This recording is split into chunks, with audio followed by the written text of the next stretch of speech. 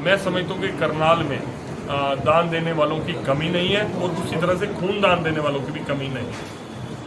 Sir, इससे हटकर बात की जाए तो एक सोशल मीडिया पर मैसेज वायरल हो रहा है, कोई लेडी है जो मेनका गांधी के नाम से प्रधानमंत्री नरेंद्र मोदी को बदनाम करने की कोशिश कर रही है, उसको लेकर नकेल कब तक कसी जा सकती है कि सोशल मीडिया पर नेगेटिव चीज़ें ज़्यादा ना फैलें? नहीं, मुझे देखो, तो आप ही बता रहे हो, मेरी जानकारी में नहीं है कि ऐसा क्या उन्होंने किया है और वो लेडी कौन है और इस तरह का काम वो क्यों कर रही है।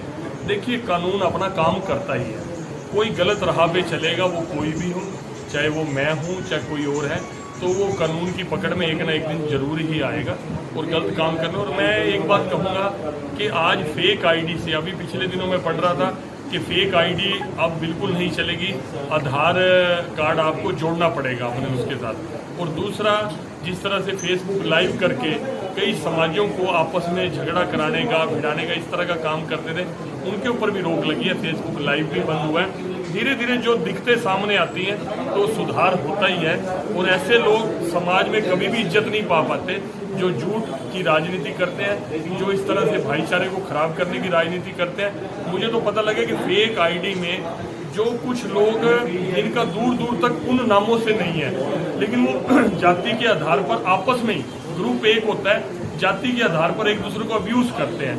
एक ही ग्रुप के 4 लोग हैं, एक कोई बन जाएगा, एक कोई अग्रवाल बन जाएगा, एक कोई जाट बन जाएगा, एक कोई ब्राह्मण बन जाएगा, एक ही ग्रुप के 4 लोग हैं वो। इस तरह की घटिया बातें भी सामने आई हैं। तो मैं अपने मीडिया और सोशल मीडिया और विशेष करके जो आजकल यूट्यूब में वेब पोर्टल वाले एक नई बड़ी संख्या में आए हैं, आप सब लोगों का, क्योंकि हम सब लोग जिम्मेवार हैं, हम सब लोग समाज का भला चाहने वाले हैं, ऐसी ताकतों को हमें डिस्करेज करना चाहिए।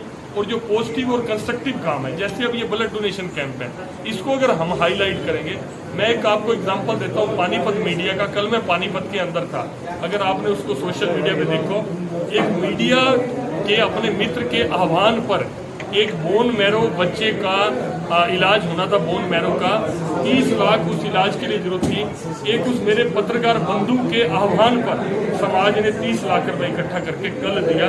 कल एक हमारा कार्यक्रम था।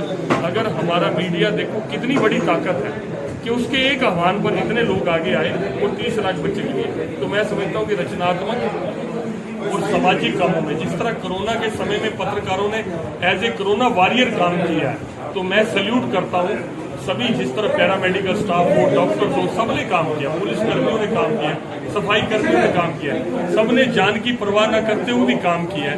मैं ऐसे सब फ्रंट लाइन वर्कर्स को सल्यूट करता हूँ और विशेष रूप से क्योंकि मैं आपसे बात कर रहा हूँ, आप सब लोगों का धन्यवाद करता हूँ।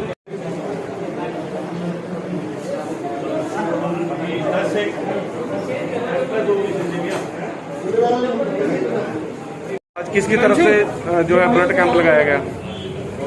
आज भारतीय जनता पार्टी की तरफ से भारतीय जनता पार्टी की केंद्र की सरकार को 7 वर्ष पूरे होने पर ब्लड डोनेशन का ये कैंप लगाया गया है। इसी प्रकार करनाल, इसके पश्चात घरौंडा और असम में भी इस तरह के कैंप लगाए जाएंगे। करनाल कर्म की नगरी है, कहीं भी जरूरत पड़ती है तो करनाल के लोग, सामाजिक संस्थाएं, धार्मिक संस्थाएं हमेशा दान देने के लिए आगे रहती है। ब्लड डोनेशन में करनाल हमेशा अग्रणी रहा है। पूरे हिंदुस्तान के अंदर जब भी कभी आप देखोगे ब्लड डोनेशन कोई भी शहर करता है तो सबसे ज़्यादा करनाल शहर के अंदर ब्लड डोनेशन के कैंप होते हैं। इसी तरह अभी आप कोरोना महामारी में देख रहे हैं कि लोग ब्लड देने से डरते हैं, सामाजिक कामों में सबके साथ आने में डरते हैं। तो उसी कारण भारतीय जनता पार्टी ने सभी से आह्वान किया है, सभी को कहा है कि वो आके ज़्यादा से ज़्यादा संख्या में ब्लड डोनेट करें। उसी नाते से आज ब्लड डोनेशन कैंप लिए रखा गया।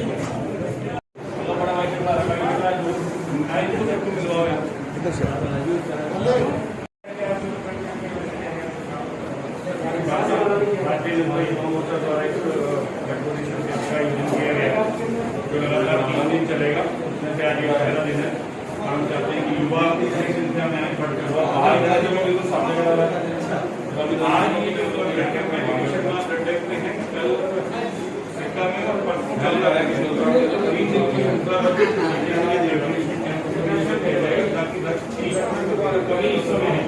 महामारी के कारण कुछ लोग रक्त देने से घबरा भी रहे हैं। दोनों में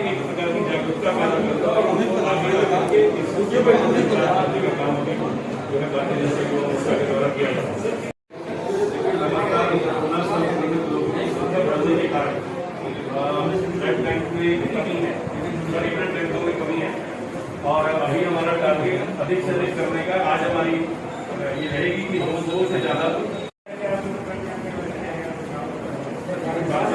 भारतीय जनता युवा मोर्चा द्वारा एक रेवोल्यूशन का आयोजन किया गया है जो लगातार 3 दिन चलेगा। जैसे आज ये पहला दिन है, हम चाहते हैं कि युवा की संख्या में आगे बढ़कर हुआ बाहर तो सब जगह आज ये जो ब्लड में है कल सिक्का में और परसों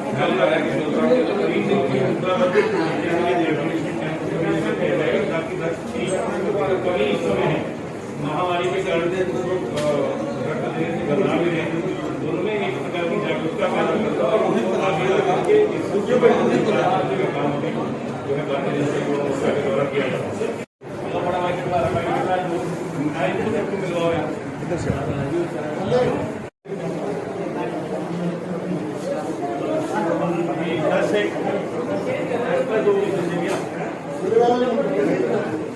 की ताकत अगर पूरी दुनिया में देखी जाए तो जितना युवा हमारा देश है, इस वक्त धरती पर कोई भी देश इतना युवा नहीं है।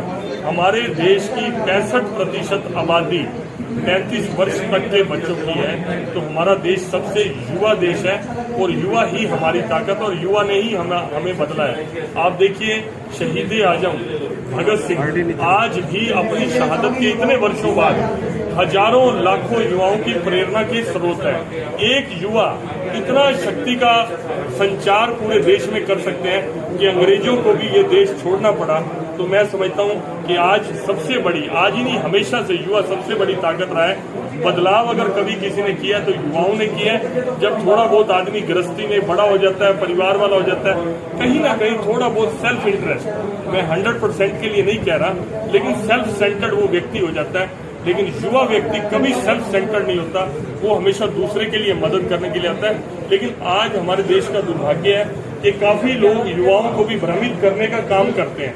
आप एग्जाम्पल देखिए, जैसे इस वैक्सीन को लेकर कितना भ्रमित किया गया कि ये बीजेपी का इंजेक्शन है। पूरी दुनिया जिसको मान्यता दे रही है, पूरी दुनिया कह रही है कि हिंदुस्तान में निर्मित जो वैक्सीन है या कोविशील्ड है या कोवैक्सीन है वो सबसे बेस्ट है, पूरी दुनिया कह रही है।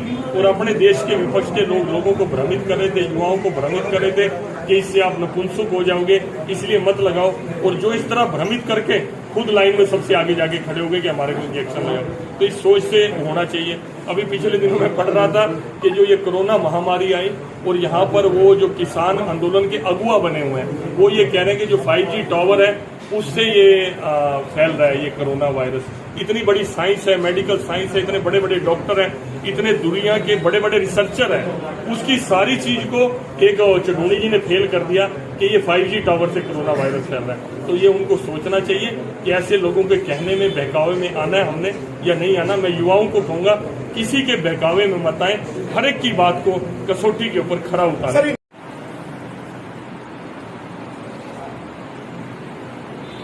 अरे जा अरे टीम के साथ है भाई, तेरे शौक के क्या भाई साहब दीपक जी आ जाओ जी, आप भी थोड़ा पीछे हो जाए। लो मेरे हमारी हिम्मत है आपके आगे आने की। नहीं सर नहीं, वो आप ही के फायदे के लिए। कुछ भी इकट्ठे बनवा दो। भाटिया जी आप थोड़ा सा साइड में। हाँ जी जी जी जी जी महाराजी राजी आया ना दो। भारतीय जनता युवा मोर्चा द्वारा एक रेवोल्यूशन का आयोजन किया गया है जो लगातार 3 दिन चलेगा। जैसे आज ये पहला दिन है, हम चाहते हैं कि युवा की संख्या में आगे बढ़कर हुआ बाहर बिल्कुल सब जगह आज ये जो ब्लड में है कल सिक्का में और परसों कल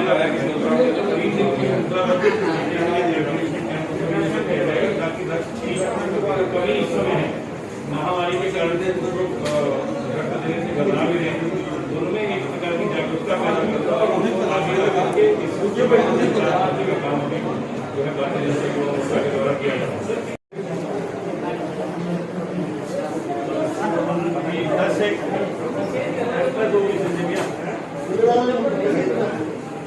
किसकी तरफ से जो है ब्लड कैंप लगाया गया? आज भारतीय जनता पार्टी की तरफ से भारतीय जनता पार्टी की केंद्र की सरकार को 7 वर्ष पूरे होने पर ब्लड डोनेशन का ये कैंप लगाया गया है। इसी प्रकार करनाल, इसके पश्चात घरोंडा और असम में भी इस तरह के कैंप लगाए जाएंगे। करनाल करण की नगरी है, कहीं भी जरूरत पड़ती है तो करनाल के लोग, सामाजिक संस्थाएं, धार्मिक संस्थाएं हमेशा दान देने के लिए आगे रहती है। ब्लड डोनेशन में करनाल हमेशा अगर नहीं रहा है, पूरे हिंदुस्तान के अंदर जब भी कभी आप देखोगे ब्लड डोनेशन कोई भी शहर करता है तो सबसे ज़्यादा करनाल शहर के अंदर ब्लड डोनेशन के कैंप होते हैं। इसी तरह अभी आप कोरोना महामारी में देख रहे हैं कि लोग ब्लड देने से डरते हैं, सामाजिक कामों में सबके साथ आने में डरते हैं। तो उसी कारण भारतीय जनता पार्टी ने सभी से आह्वान किया है, सभी को कहा है कि वो आके ज़्यादा से ज़्यादा संख्या में ब्लड डोनेट करें। उसी नाते से आज ब्लड डोनेशन कैंप लिए रखा गया।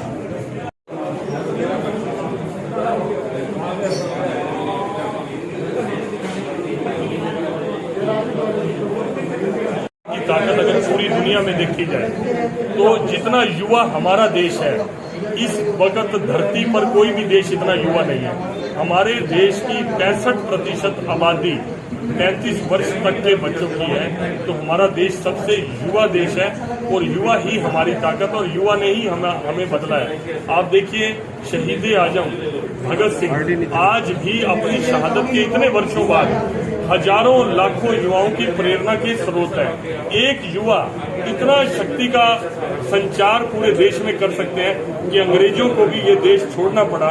तो मैं समझता हूँ कि आज सबसे बड़ी, आज ही नहीं हमेशा से युवा सबसे बड़ी ताकत रहा है। बदलाव अगर कभी किसी ने किया तो युवाओं ने किया है। जब थोड़ा बहुत आदमी गृहस्थी में बड़ा हो जाता है, परिवार वाला हो जाता है, कहीं ना कहीं थोड़ा बहुत सेल्फ इंटरेस्ट, मैं 100% के लिए नहीं कह रहा, लेकिन सेल्फ सेंटर्ड वो व्यक्ति हो जाता है। लेकिन युवा व्यक्ति कभी सेल्फ सेंटर्ड नहीं होता, वो हमेशा दूसरे के लिए मदद करने के लिए आता है। लेकिन आज हमारे देश का दुर्भाग्य है कि काफी लोग युवाओं को भी भ्रमित करने का काम करते हैं।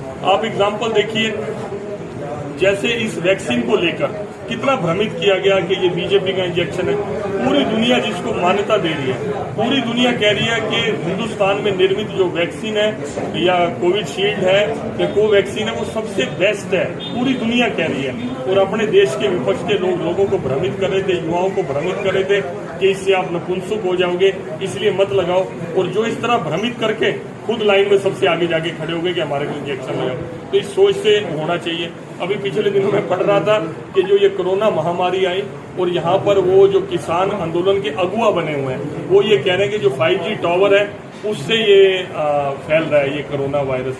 इतनी बड़ी साइंस है, मेडिकल साइंस है, इतने बड़े बड़े डॉक्टर हैं, इतने दुनिया के बड़े बड़े रिसर्चर हैं, उसकी सारी चीज को एक चढ़ूनी जी ने फेल कर दिया कि ये 5G टावर से कोरोना वायरस फैल रहा है। तो ये उनको सोचना चाहिए कि ऐसे लोगों के कहने में, बहकावे में आना है हमने या नहीं आना। मैं युवाओं को कहूंगा किसी के बहकावे में मत आए, हर एक की बात को कसौटी के ऊपर खरा उतारें।